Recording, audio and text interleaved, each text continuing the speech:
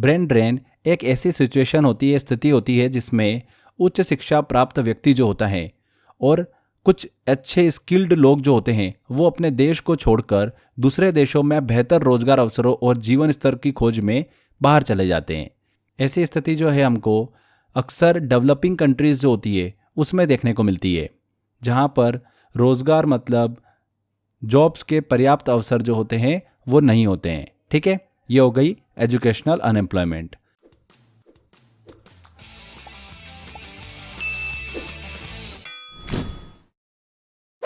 Hello friends, welcome to crazy GK trick. दोस्तों, आज के इस वीडियो में हम एक ऐसा टॉपिक डिस्कस करने वाले हैं जो एग्जाम में आजकल काफ़ी पूछा जा रहा है। इकोनॉमिक्स का टॉपिक है अनएम्प्लॉयमेंट।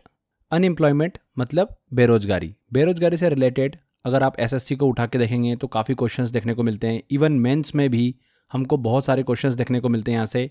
इसके अलावा अलग अलग एग्जाम में इस टॉपिक से क्वेश्चंस पूछे जा रहे हैं।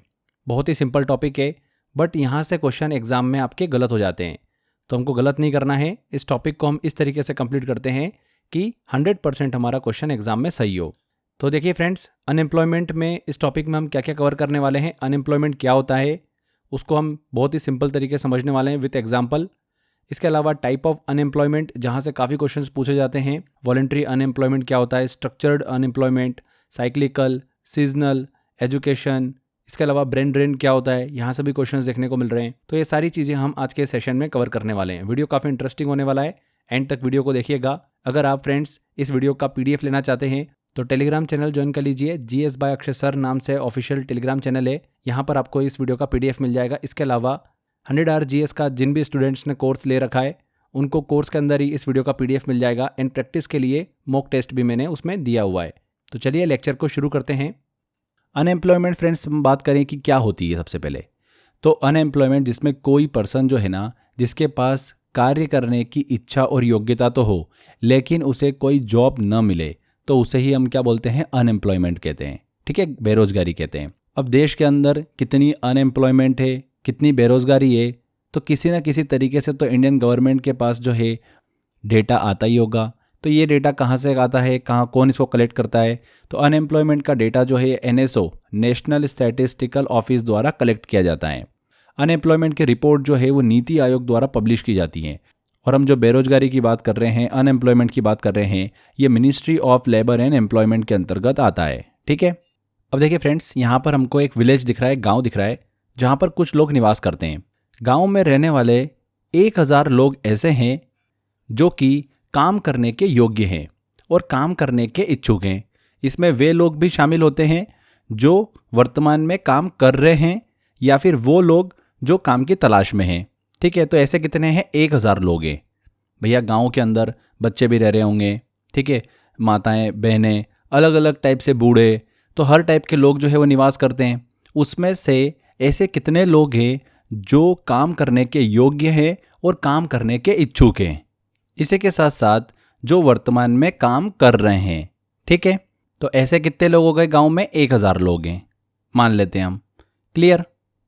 अब इस 1000 में से हम बात करते हैं उन लोगों की जो वर्तमान में काम कर रहे हैं, किसी न किसी प्रकार के रोजगार में लगे हुए हैं, कहीं ना कहीं जॉब में लगे हुए हैं। ठीक है, और वेतन मतलब मजदूरी वो कमा रहे हैं। तो ऐसे कितने लोग हैं, 800 लोग हैं। क्लियर। तो यहाँ पर फ्रेंड्स एक गांव की हमने बात करी, गांव में बहुत सारे लोग रहते हैं। उन बहुत सारे लोगों में से 1000 लोग ऐसे हैं जो कि काम करने के योग्य हैं या फिर काम करने के इच्छुक हैं और वर्तमान में काम भी कर रहे हैं। उसमें से 800 लोग ऐसे हमने निकाले जो वर्तमान में काम कर रहे हैं। ठीक है, तो जो हमने पहली चीज़ डिस्कस करी ना कि गाँव में 1000 लोग हैं जो अलग अलग काम करने के इच्छुक भी हैं और काम करने के योग्य भी हैं और वर्तमान में काम भी कर रहे हैं, तो इनको क्या बोला जाता है, इन 1000 लोगों को लेबर फोर्स कहा जाता है। क्या बोला जाता है, लेबर फोर्स। फिर हमने दूसरी बात करी ऐसे लोगों की जो वर्तमान में काम कर रहे हैं और वेतन या मजदूरी वो कमा रहे हैं, तो वो लोग कितने हैं, 800 लोग हैं। उनको क्या बोला जाता है, वर्क फोर्स बोला जाता है। क्या बोला जाता है, वर्क फोर्स, कार्य शक्ति बोला जाता है। ठीक है, और लेबर फोर्स मतलब श्रम शक्ति। क्लियर। तो ये दोनों टर्म आपको क्लियर हो गई, लेबर फोर्स और वर्क फोर्स। लेबर फोर्स क्या हो गया, काम करने वाले और काम की तलाश करने वाले सभी लोग। वर्क फोर्स क्या हो गया, केवल वे लोग जो वास्तव में अभी काम कर रहे हैं। क्लियर हो गया आपको? तो अगर हमको इस गांव के अंदर बेरोजगारी मतलब अनएम्प्लॉयमेंट निकालना है तो हम कैसे निकालेंगे? भैया जो भी लेबर फोर्स है उसमें से माइनस कर दो वर्क फोर्स को। तो 1000 में से माइनस कर देते हैं हम 800 को, तो कितने निकल कर आ गए? 200। तो अनएम्प्लॉयमेंट कितना है गांव के अंदर? 200 है, मतलब 200 लोग जो है वो बेरोजगार हैं। अगर हमको परसेंटेज के फॉर्म में निकालना है, मतलब अनएम्प्लॉयमेंट रेट निकालना है, तो आपको पता ही है, मैथ्स में आपने पढ़ाई है परसेंटेज कैसे निकाला जाता है। बस वैसे ही हम परसेंटेज निकाल लेते हैं। बेरोजगार व्यक्तियों की संख्या अपॉन में लेबर फोर्स, मतलब 200 अपॉन में 1000 इंटू 100। इससे क्या निकल जाएगा? परसेंटेज निकल जाएगा, अनएम्प्लॉयमेंट रेट निकल जाएगी। तो कितनी आ गई? 20% आ गई। तो फ्रेंड्स, इस गांव के अंदर बेरोजगारी दर कितनी आ गई? 20% आ गई। तो इस तरीके से देश के अंदर भी बेरोजगारी दर जो है वो निकाली जाती है, और यही वो तरीका होता है। जहां पर हमने गांव को कंसिडर करा, वहां पर आप कंट्री मतलब देश को कंसिडर कर सकते हैं।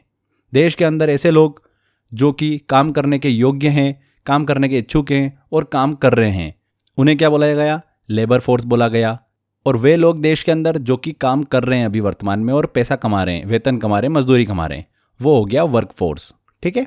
यहाँ पर दोस्तों, अगर आप इसी तरीके से कंप्लीट जीएस पढ़ना चाहते हैं, बहुत ही सिंपल तरीके से पढ़ना चाहते हैं, इमेजिनेशन के थ्रू पढ़ना चाहते हैं, तो 100 घंटे के अंदर जीएस का मैंने आप सभी के लिए एक ऐसा कोर्स डिज़ाइन कर रखा है जो आपको जीएस को लेकर कंप्लीट सॉल्यूशन प्रोवाइड करता है।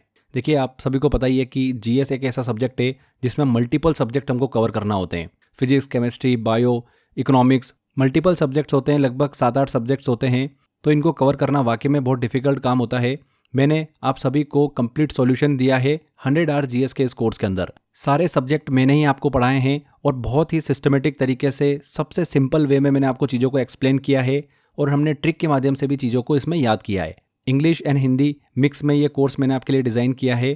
2 ईयर की वैलिडिटी के साथ में आपको ये कोर्स मिल जाता है। अगर आप इस कोर्स को एनरोल करना चाहते हैं तो डिस्क्रिप्शन बॉक्स और कमेंट बॉक्स में लिंक दे रखा है, वहाँ पर क्लिक कर सीधे कोर्स के अंदर एनरोल कर सकते हैं। इसके अलावा crazy GK trick application download कर लीजिए। वहाँ पर फाउंडेशन कोर्स के अंदर कोर्स बाय एक्सेसर में आपको 100 आवर जीएस का ऑप्शन मिल जाएगा। कोर्स को लेकर अगर कुछ भी क्वेरी है आपकी, तो स्क्रीन पर दिए गए नंबर पर आप कॉल कर सकते हैं। बेझिझक कॉल करके इन्फॉर्मेशन ले सकते हैं। चलिए वापस आते हैं हमारे लेक्चर पर। अब देखिए, कुछ आंकड़ा हम डिस्कस करते हैं। 2008 से लेकर 2024 तक का डेटा हम डिस्कस करें कि भारत के अंदर अनएम्प्लॉयमेंट रेट जो है वो किस तरीके की है। तो 2008 में ये हमको लगभग 5 के आसपास देखने को मिलती थी, 5% के आसपास। 2019 तक यही क्रम चलता रहा, हल्का हल्का डीप हमको देखने को मिला था उसके अंदर। 2019 में फिर हमको यहाँ पर देखिए जंप देखने को मिला, और लगभग देश के अंदर जो अनएम्प्लॉयमेंट रेट है वो 8% के आसपास पहुँच गई थी। फिर धीरे धीरे देखिए 2024 तक, हाल ही में अगर बात करें अभी, तो भारत में 9% से ज़्यादा जो है वो अनएम्प्लॉयमेंट रेट हैं। तो आपको समझ में आया ये किस तरीके से कैलकुलेट की जाती है। आगे अब हम बात करते हैं पार्टिसिपेशन रेट की। पार्टिसिपेशन रेट जो है ना, बहुत ही सिंपल है, सहभागिता दर। इसको समझिए, कुल जनसंख्या में से जो टोटल पॉपुलेशन है उसमें कितने प्रतिशत लोग जो है वो वर्क फोर्स में शामिल है, मतलब कार्य शक्ति में शामिल है, कहीं ना कहीं कार्य कर रहे हैं, वेतन कमा रहे हैं, यानी कितने प्रतिशत लोग काम कर रहे हैं, इसकी हम बात कर रहे हैं पार्टिसिपेशन रेट में। ऑब्वियसली बात है, देखिए पार्टिसिपेशन की बात कर रहे हैं तो कहीं ना कहीं वो अपना पार्टिसिपेशन दे रहे हैं देश की अर्थव्यवस्था में, कहीं ना कहीं वो काम कर रहे हैं। ठीक है ना, ऐसा समझिए इस चीज़ को। तो सहभागिता दर की अगर हमको गणना करनी है पार्टिसिपेशन रेट की, तो वर्क फोर्स अपॉन में टोटल पॉपुलेशन इंटू 100 कर देंगे। तो मान लेते हैं कि किसी गांव के अंदर 2000 की कुल जनसंख्या है, इसमें से 1000 लोग ऐसे हैं जो कि काम करने के इच्छुक हैं या फिर काम कर रहे हैं, तो वो तो हो गया लेबर फोर्स। पर 800 लोग ऐसे हैं जो कि काम कर रहे हैं, तो ये हो गया वर्क फोर्स। तो हमने बात क्या करी, वर्क फोर्स अपॉन में टोटल पॉपुलेशन इंटू 100। इससे क्या निकल जाएगा, पार्टिसिपेशन रेट निकल जाएगा। तो 800 अपॉन में 2000 इंटू 100, तो 40% निकल के आ गया। तो इस गांव के अंदर पार्टिसिपेशन रेट जो है वो कितनी है, 40% की है, मतलब 40% लोग जो है वो काम कर रहे हैं। इससे ये पता चलता है, सहभागिता दर से हम ये जान सकते हैं कि देश के अंदर कुल जनसंख्या में से कितने लोग जो है वो सक्रिय रूप से काम कर रहे हैं। समझ में आया आपको? आगे देखिए, देश में अनेक प्रकार की बेरोजगारी जो है वो हमको देखने को मिलती है, जिसे अलग अलग प्रकार से हम डिवाइड करके डिस्कस कर सकते हैं। जैसे सबसे पहले हम बात करते हैं वॉलंटरी अनएम्प्लॉयमेंट की। तो जब किसी व्यक्ति के पास काम करने की योग्यता तो होती है, लेकिन फिर भी वो क्या कर रहा है, अपनी इच्छा से काम नहीं करता है, तो इसे क्या बोलेंगे, ऐच्छिक बेरोजगारी मतलब वॉलंटरी अनएम्प्लॉयमेंट बोलेंगे। इस बेरोजगारी को बेसिकली हम बेरोजगारी में शामिल नहीं करते हैं। दूसरी बात करते हैं हम स्ट्रक्चरल अनएम्प्लॉयमेंट की, संरचनात्मक बेरोजगारी की। तो स्ट्रक्चरल अनएम्प्लॉयमेंट क्या होता है, जब मार्केट में होता क्या है कि डिमांड एंड टेक्नोलॉजी के चेंज होने के कारण बेरोजगारी बढ़ जाती है या बेरोजगारी हमको देखने को मिलती है, तो उसे हम क्या बोलते हैं, स्ट्रक्चरल अनएम्प्लॉयमेंट कहते हैं। जैसे कि इसका एग्जांपल हम लेते हैं ई कॉमर्स या फिर ऑनलाइन शॉपिंग, है ना। इसके अंदर फ्रेंड्स स्ट्रक्चरल अनएम्प्लॉयमेंट जो होता है वो बढ़ता है इनएडिक्वेट प्रोडक्टिव कैपेसिटी के कारण। अब ये क्या चीज़ होती है, इसको हम समझते हैं। इनएडिक्वेट प्रोडक्टिव कैपेसिटी जो होती है, जब किसी उद्योग में उत्पादन की क्षमता जो होती है, प्रोडक्शन करने की जो कैपेसिटी होती है वो पर्याप्त नहीं होती है, तो उस क्षेत्र में जो काम कर रहे होते हैं मजदूर या फिर श्रमिक बोल लो हम उनको रोजगार जो है वो नहीं मिल पाता है। जैसे कि एक कोई क्षेत्र है जहाँ पर नई तकनीक का विकास हो गया, एक नई टेक्नोलॉजी आ गई, लेकिन वहाँ के जो मजदूर थे या फिर काम करने वाले लोग थे, है ना, उनके पास में वो तकनीक जो है उनको वो नहीं आती है, या फिर उस टेक्निक को वो अपनाने में सक्षम नहीं है, एडेप्टेशन जो है उनका उतना अच्छा नहीं है, तो वो क्या होते हैं, फिर बेरोजगार हो जाते हैं। तो इनएडिक्वेट प्रोडक्टिव कैपेसिटी के कारण हमको स्ट्रक्चरल अनएम्प्लॉयमेंट जो है वो देखने को मिलता है। स्ट्रक्चरल अनएम्प्लॉयमेंट जो है ना, ये जब उद्योग समाप्त हो जाते हैं या फिर कोई नई टेक्निक विकसित हो जाती है, उस दौरान हमको देखने को मिलती है। एक नई टेक्निक विकसित हो गई, समझो ऐसा कि एक कंपनी है जहाँ पर पुराने मशीनें जो है वो यूज़ आती है और बहुत से लोग उन मशीनों को चलाने का काम करते हैं। अब कंपनी ने नई उन्नत मशीनें जो है, टेक्नोलॉजी की मशीनें जो है ना वो लगा दी, तो जो कि अब ऑब्वियस ही बात है, वहाँ पे जो लोग काम कर रहे थे तो उन लोगों को जो है वो नई मशीनें चलाना ही नहीं आ रही है, तो क्या होगा, उनकी नौकरी चली जाएगी, उनकी स्किल जो है और नई मशीनों के साथ में मेल नहीं खाती है। तो इस तरीके से फिर हमको स्ट्रक्चरल अनएम्प्लॉयमेंट जो है वो देखने को मिलती है। या तो फिर मान लीजिए कि उद्योग समाप्त हो गया, एक कोयले की खदान थी, बहुत से लोग वहाँ पर काम करते थे, अब सरकार ने कोयले की खदान को बंद कर दिया और रिन्यूएबल एनर्जी पर जोर देना शुरू कर दिया, तो कोयले खदान में काम करने वाले लोगों की नौकरियां चली गई। तो इस तरीके से हमको यहाँ पर फिर से स्ट्रक्चरल अनएम्प्लॉयमेंट जो है वो देखने को मिलता है। तो आपको समझ में आ गया होगा अच्छे से ये। आगे बात करते हैं हम अब साइक्लिकल अनएम्प्लॉयमेंट की। तो जब देश में इकोनॉमिक कंडीशन के आधार पर बेरोजगारी हमको देखने को मिलती है, तो उसे ही हम क्या बोलते हैं, साइक्लिकल अनएम्प्लॉयमेंट कहते हैं। ये उस प्रकार की बेरोजगारी होती है जो कि इकोनॉमिक साइकिल के उतार चढ़ाव के कारण हमको देखने को मिलती है। ये बेरोजगारी तब होती है जब इकोनॉमी जो होती है वो रिसेशन में होती है, मतलब मंदी में होती है, और कंपनियां लागत जो है वो कम करने के लिए कर्मचारी मतलब जो एम्प्लॉय होते हैं उनको निकालती हैं। बाद में जब इकोनॉमी फिर से विकास के मार्ग पर होती हैं तो नौकरियों की संख्या फिर से बढ़ने लगती है। मतलब यहाँ पर हमको एक कंप्लीट इकोनॉमिक साइकिल जो है वो देखने को मिल रहा है। इस इकोनॉमिक साइकिल के उतार चढ़ाव के कारण जो बेरोजगारी आती है उसी को हम क्या बोलते हैं, साइक्लिकल अनएम्प्लॉयमेंट कहते हैं। इसको मैं आपको एक एग्जांपल से बताता हूँ। समझिए कि देश के अंदर रिसेशन चल रहा है, ठीक है। एक ऑटोमोबाइल कंपनी है, ऑटोमोबाइल कंपनी जो कि कार बनाने का काम करती है। अब रिसेशन चल रहा है देश के अंदर, तो ऑब्वियस सी बात है मंदी का समय चल रहा है, लोगों की कार खरीदने की क्षमता कम हो जाती है, जिससे कंपनी की कार की बिक्री जो है वो घट जाती है। बिक्री में कमी हो रही है तो कंपनी क्या करेगी, कुछ कर्मचारियों को क्या करेगी, निकाल देगी। जैसे ही फिर इकोनॉमी में सुधार आएगा, लोग फिर से कार खरीदने लगते हैं, कंपनी की बिक्री फिर से बढ़ जाती है और कंपनी क्या करती हैं, फिर से नए कर्मचारी मतलब एम्प्लॉय को नियुक्त करती हैं, हायर करती है। तो इस प्रकार साइक्लिकल बेरोजगारी जो है अनएम्प्लॉयमेंट, वो अर्थव्यवस्था मतलब इकोनॉमी के उतार चढ़ाव के साथ बदलती रहती है। आपको ये क्लियर हो गया होगा अच्छे से। आगे बढ़ते हैं, बात करते हैं फ्रिक्शनल अनएम्प्लॉयमेंट की। तो फ्रिक्शनल अनएम्प्लॉयमेंट क्या होता है, जब बेरोजगारी के अंतर्गत कोई भी व्यक्ति टेम्पररी पीरियड के लिए बेरोजगार हो जाता है कुछ समय के लिए, जैसे उसे कुछ टाइम का ब्रेक लेना हो या फिर उसे कंपनी जॉब जो है वो शिफ्ट करना हो, तो उसे ही हम क्या बोलते हैं, फ्रिक्शनल अनएम्प्लॉयमेंट कहते हैं। थोड़े समय के लिए, टेम्पररी टाइम के लिए बेरोजगार जो है वो हो जाना फ्रिक्शनल अनएम्प्लॉयमेंट कहलाता है। आगे बात करते हैं सीजनल अनएम्प्लॉयमेंट की। ये वो बेरोजगारी होती है जो किसी विशेष मौसम के दौरान हमको देखने को मिलती है। कुछ उद्योग और व्यवसाय ऐसे होते हैं जिनमें काम की मांग जो होती है वो केवल विशेष मौसम के दौरान ही अधिक होती हैं, बाकी समय में काम या जो मांग होती है वो बिल्कुल नहीं होती है। जैसे कि एग्जाम्पल देखें हम कृषि क्षेत्र या फिर टूरिज्म पर्यटन क्षेत्र। तो किसी पर्यटन स्थल पर गर्मियों की छुट्टी पड़ती है, उस समय पर्यटकों की संख्या जो है वो बढ़ जाती है, जिससे होटल या फिर वहाँ पर जो गाइड होते हैं और अलग अलग सेवाएं जो होती है उनकी मांग फिर से बढ़ने लग जाती हैं। लेकिन बाकी समय में जैसे कि रेनी सीज़न देख लो आप, या फिर और भी कोई ऐसे सीज़न होते हैं, तो वहाँ पर पर्यटन जो होते हैं वो थोड़े कम आते हैं, जिससे कि इन सब की डिमांड जो है वो कम हो जाती है। इस समय के दौरान इस पर्टिकुलर क्षेत्र में काम करने वाले लोग जो है वो बेरोजगार हो जाते हैं, जिसे क्या बोलते हैं, सीजनल अनएम्प्लॉयमेंट कहते हैं। एग्रीकल्चर में कैसे, जैसे कि सोचो कि एक आम का बागान है। आम की फसल के दौरान बागान का जो मालिक होता है उसको आम तोड़ने पड़ते हैं, पैक करने पड़ते हैं, बाजार में बेचने के लिए उसको मजदूरों की आवश्यकता होती है। लेकिन जब आम का मौसम समाप्त हो जाता है, ठीक है, तब इन मजदूरों की आवश्यकता उसको नहीं होती है, उन्हें दूसरी नौकरियां तलाश करनी पड़ती है मजदूरों को। तो इस दौरान ये मजदूर जो होते हैं ये सीजनल अनएम्प्लॉयमेंट का सामना करते हैं। क्लियर हुआ आपको? नेक्स्ट बात करते हैं हम अब डिस्गाइज्ड अनएम्प्लॉयमेंट की। बहुत इंपॉर्टेंट है, एग्जाम में क्वेश्चन पूछा गया है यहाँ से। तो जब किसी कार्य मतलब वर्क में जितने लोग की नीड होती है उससे अधिक लोग जब काम करते रहते हैं तो उसे क्या बोलते हैं, हम डिस्गाइज्ड अनएम्प्लॉयमेंट कहते हैं। इसे छिपी हुई बेरोजगारी भी बोलते हैं, हिडन अनएम्प्लॉयमेंट भी कहते हैं। किसको? डिस्गाइज अनएम्प्लॉयमेंट को। जैसे कि 3 लेबर 100 यूनिट बनाते हैं और 4 लेबर 100 यूनिट बनाते हैं, तो इसका मतलब जो 4th लेबर था उसका 0 प्रोडक्शन है, तो इसी को क्या बोलेंगे, डिस्गाइज अनएम्प्लॉयमेंट कहेंगे। भारत में कृषि क्षेत्र में ये समस्या जो है वो आमतौर पर हमको देखने को मिलती है। एक खेत में जितने लोग की आवश्यकता होती है उससे अधिक लोग जो है वो काम करते हैं, जिससे उनकी उत्पादन जो होती है वो कम होती है।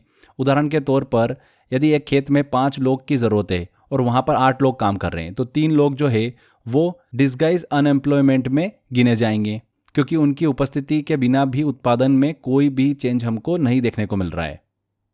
भारत में एग्रीकल्चर में बेरोजगारी का स्वरूप जो होता है वो मुख्यतः हमको डिस्गाइज्ड अनएम्प्लॉयमेंट ही देखने को मिलता है, जो कि दर्शाता है कि कृषि में अतिरिक्त लोग जो है वो भारत में काम कर रहे हैं, लेकिन उनकी कार्य क्षमता का पूर्ण उपयोग जो है वो नहीं हो रहा है।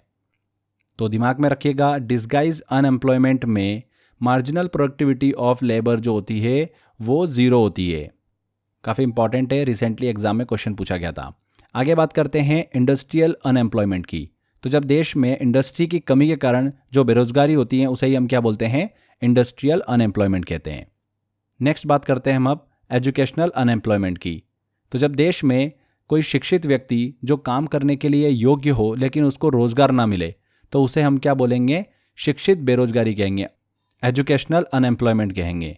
जैसे कि आप एग्ज़ाम की तैयारी कर रहे हो, आपने अच्छे से अपना कॉलेज कंप्लीट किया, आपने अपनी एजुकेशन कंप्लीट करी, आप काम करने के योग्य हो पर आपको जॉब नहीं मिल रही है, तो ये क्या हो गई, एजुकेशनल अनएम्प्लॉयमेंट हो गई, शिक्षित बेरोजगारी।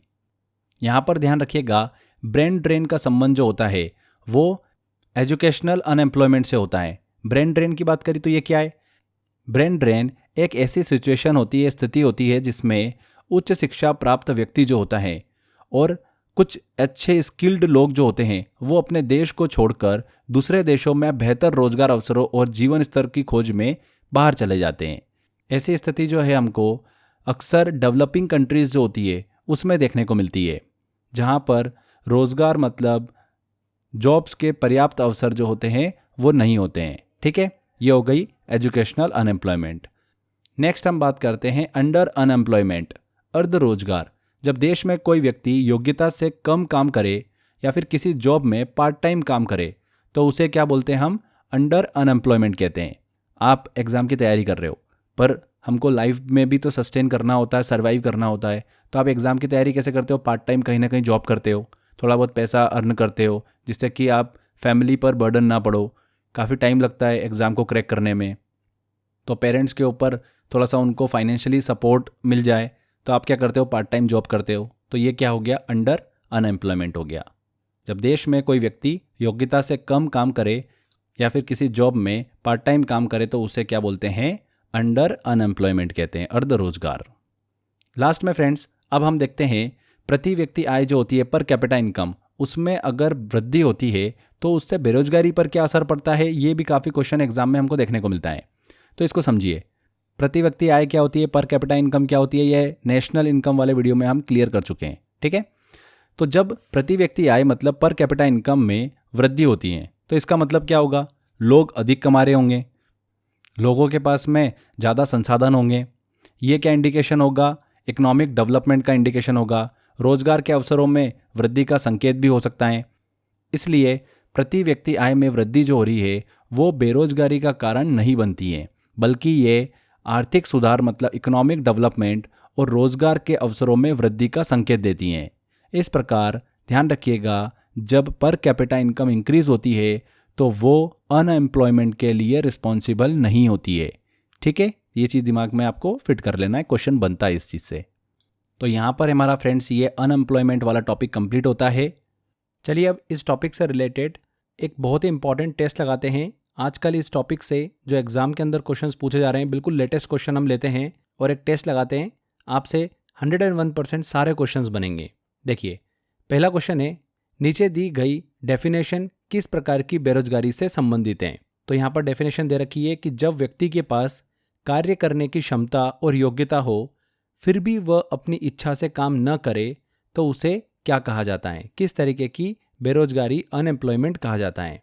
तो फ्रेंड्स, जब किसी व्यक्ति के पास में काम करने की योग्यता और क्षमता होती है लेकिन वह अपनी मर्जी से काम करना नहीं चाहता है तो इसे क्या बोलते हैं हम, वॉलंटरी अनएम्प्लॉयमेंट, ऐच्छिक बेरोजगारी कहते हैं। क्या कहते हैं, voluntary unemployment. A answer. Next question है, स्ट्रक्चरल अनएम्प्लॉयमेंट का मुख्य कारण क्या है। तो स्ट्रक्चरल अनएम्प्लॉयमेंट तब होती है जब बाजार की मांग, मार्केट डिमांड में बदलाव या फिर कोई न्यू टेक्नोलॉजी के कारण ओल्ड स्किल की आवश्यकता खत्म हो जाती है। इसका मुख्य कारण बाजार की बदलती मांग, चेंजिंग मार्केट डिमांड और टेक्नोलॉजी है। तो यहाँ पर बाजार में मांग और तकनीकी परिवर्तन मुख्य कारण होता है स्ट्रक्चरल अनएम्प्लॉयमेंट का, change in market demand and technology. B answer बिल्कुल करेक्ट होगा। अगला क्वेश्चन है, एजुकेटेड अनएम्प्लॉयमेंट, शिक्षित बेरोजगारी का सबसे बड़ा कारण क्या है। तो एजुकेटेड अनएम्प्लॉयमेंट तब होती है जब किसी के पास में एजुकेशन तो होती है लेकिन वह उन व्यावसायिक कौशल मतलब वोकेशनल स्किल से वंचित होता है जो किसी नौकरी को करने के लिए आवश्यक होते हैं। जैसे मान लीजिए कि किसी ने ग्रेजुएशन या फिर डिग्री कोर्स पूरा किया है लेकिन उसके पास में कम्युनिकेशन स्किल नहीं है या फिर कंप्यूटर स्किल नहीं है या किसी स्पेशलाइज्ड फील्ड में प्रैक्टिकल नॉलेज की कमी है, तो ऐसे में वह व्यक्ति पढ़ा लिखा होने के बावजूद भी किसी जॉब के लिए क्वालिफाई नहीं कर पाता है और बेरोजगार रह जाता है। इसे ही क्या बोलते हैं, एजुकेटेड अनएम्प्लॉयमेंट कहते हैं। तो यहाँ पर क्या है friends, lack of vocational skills along with education. ये आंसर बिल्कुल करेक्ट होगा, शिक्षा के साथ में व्यावसायिक कौशल की कमी। अगला क्वेश्चन है, एक किसान के पास में 4 मजदूर हैं जो फसल कटाई में मदद करते हैं, हालांकि वह 3 मजदूरों के साथ भी उतना ही उत्पादन कर सकता है। यह किस प्रकार की बेरोजगारी का एग्जाम्पल है। तो फ्रेंड्स, हमने पढ़ा था कि जब किसी काम के लिए ज़्यादा लोग लगे होते हैं लेकिन उत्पादन पर कोई प्रभाव नहीं पड़ता तो उसे क्या बोलते हैं हम, डिस्गाइज अनएम्प्लॉयमेंट कहते हैं, प्रच्छन्न बेरोजगारी कहते हैं। यहाँ पर चौथे मजदूर का योगदान जो है, जो भी योगदान कर रहा है वो व्यर्थ है क्योंकि 3 मजदूर ही पर्याप्त हैं, ऐसा यहाँ पर हमको क्वेश्चन में बताया गया है। तो ये किस तरीके की अनएम्प्लॉयमेंट है, डिस्गाइज्ड अनएम्प्लॉयमेंट है, प्रच्छन्न बेरोजगारी। बहुत ही इंपॉर्टेंट क्वेश्चन है, ये एग्जाम में पूछा जाता है। अगला क्वेश्चन आता है, जब बाजार में मांग और तकनीकी परिवर्तन के कारण, demand and change in technology के कारण बेरोजगारी होती है तो इसे किस तरीके की बेरोजगारी कहते हैं। तो जब बाजार की बदलती मांग, चेंजिंग मार्केट डिमांड और न्यू टेक्नोलॉजीज के कारण पुराने स्किल, पुराने कौशल की ज़रूरत खत्म हो जाती है तो इसे स्ट्रक्चरल अनएम्प्लॉयमेंट, संरचनात्मक बेरोजगारी कहते हैं। तो यहाँ पर स्ट्रक्चरल, बी आंसर।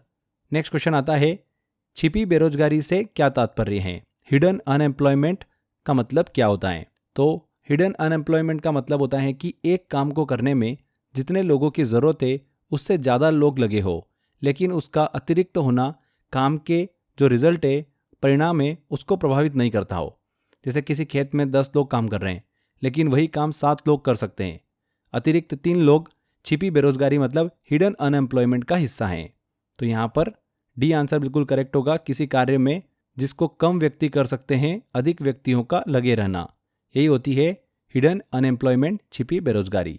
अगला क्वेश्चन आता है, नीचे दिए गए कथनों पर हमको विचार करना है और सही उत्तर चुनना है। यहाँ पर ऑप्शन 1 और 2 दे रखा है। पहला देखिए ऑप्शन क्या है, डिस्गाइज्ड अनएम्प्लॉयमेंट में अतिरिक्त श्रमिक जो होते हैं वो उत्पादकता को प्रभावित नहीं करते हैं। एंड दूसरा पॉइंट दिया है, मौसमी बेरोजगारी, सीजनल अनएम्प्लॉयमेंट केवल कृषि क्षेत्र में होती है। तो यहाँ पर देखिए फ्रेंड्स, डिस्गाइज्ड अनएम्प्लॉयमेंट की बात हो रही है। तो इसमें ऐसे लोग काम कर रहे होते हैं जिनकी आवश्यकता नहीं होती। ये लोग काम करने के बावजूद प्रोडक्टिविटी पर कोई असर नहीं डालते हैं। तो पहला कथन जो है, पहला ऑप्शन तो बिल्कुल सही है। दूसरा ऑप्शन सीजनल अनएम्प्लॉयमेंट से रिलेटेड है।